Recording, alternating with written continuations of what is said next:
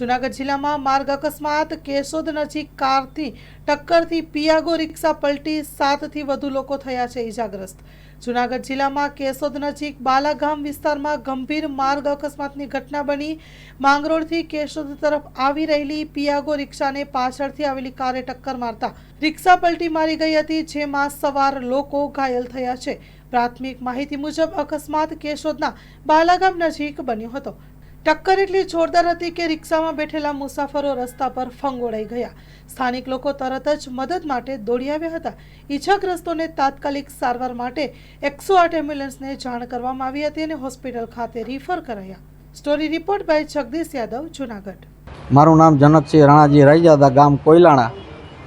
પ્યાગામાં બેહેલ હોવાથી વાહે 4 વ્હીલને ટક્કર મારેલ આખા પ્યાગાને ઉપાડીને ગટરમાં નાખી દીધેલ છે। तो ये 4 व्हील वाળો हाथ आवेल नहीं और लीवरो लीवर वही गेल है। बालागामना पाटिया पासे एनी आनीकोर 100-150 ની ઝડપે 4 व्हील આવતું હતું। અમે 7-8 જણા પ્યાગામાં બેઠા હતા અને વાંહેથી ઉપાડ્યા। અમે માંગરોળથી કેશોદ આવતા હતા।